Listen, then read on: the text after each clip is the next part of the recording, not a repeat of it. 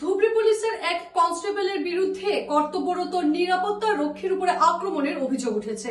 এই ঘটনাকে কেন্দ্র করে উত্তপ্ত ধুবড়ী মেডিকেল কলেজ।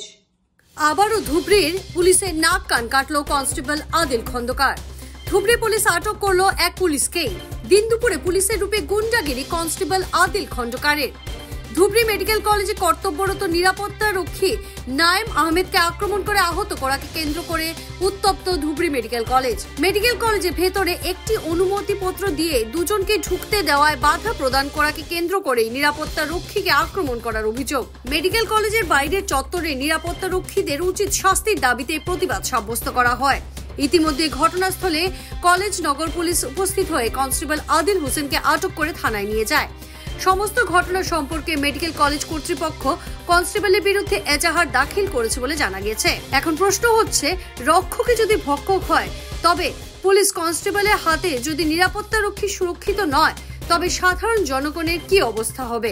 ডিউটি করি আছো, ডিউটি অবস্থা আমার গেট পাস আটকে আছো। কেউ আহিছে, আহি মোক মই যাব মানা কৰিছো। কেউ আহি মোক কৰিলে মই ধমকি দি গুচি যাব। মই আটকাইছো, এনেকুৱা কৰিছো হাতটো কৰাৰ পিছত তেওঁ আহি মোক চিধে মোক মাৰিছে।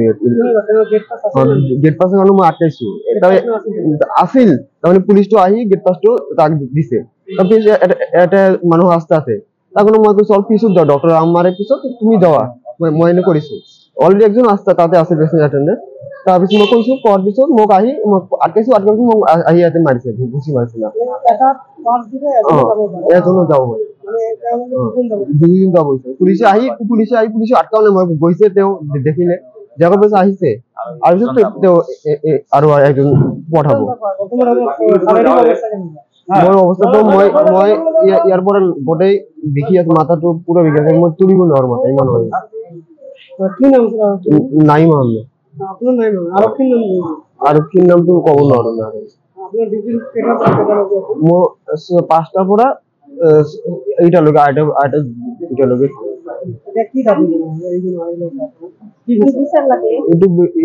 লাগিব, কিবা এটা লাগিব। কিন্তু মই যদি ষ্টাফ হওঁ, চিকিউৰিটি ষ্টাফৰ কিবা বিচাৰ লাগিব না। এনেকুৱাই কৰিছে তেওঁ, মানে তেওঁ কোনো ইউনিফৰ্মো নাই, ডিউটি অৱস্থাত নাই। তেওঁ আহি মোক মাৰিব চিধে,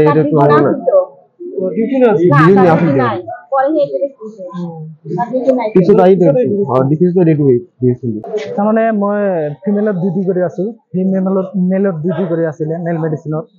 মই মানে তেতিয়া বহি আছিলো, বহি থকা সময়তে এজন মানে চিল্লা শব্দ পালো। শব্দ পোৱাৰ পিছত মই তাতে গলো, যাইখিনি দেখো তাৰ নাকৰ পৰা তেজ ওলাই আছে। মানে সেই পুলিচজনে তাক মাৰিছে, চিভিল ড্ৰেছত আছিল। আমাৰ চিকিউৰিটি গাৰ্ড এটা আছিল, সি তাক মানে বাধা দিয়াতে নাইম আহমেদ আছিল। আৰক্ষীৰ নামটো আছিলে আদিল হোসেন, আদিল খন্দকাৰ। মাৰিছে, বৰ্তমানে পুলিচ লৈ গ'ল তাক। আৰক্ষীজনৰ ডিউটি একচুৱেলি ইয়াতে কৰে, মেডিকেলতো ডিউটি কৰে।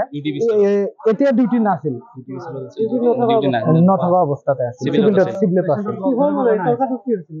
মানে সি মানে যে গেট এটা কৈ থাকে ন ৱাৰ্ডত, সেই গেটত মানে তাৰ গুণী সৰু ৱাইফ আছিল নেকি, সেইটো মানে তাক গুচাই দিছে, ভিতৰত সোমাইব। সি মানে পেচেণ্টক চাব আহিছে, আমাৰ চিকিউৰিটিয়ে বাধা দিয়াত কৈছে যে তই সোমাচোন, মই চাম তাক কি কৰে, মই চাম, এনেকৈ কৈছে। তাৰপিছত তাক জোৰকৈ সোমাব দিছে, তেতিয়া চিকিউৰিটি বাধা দিয়াত তাক মাৰিছে।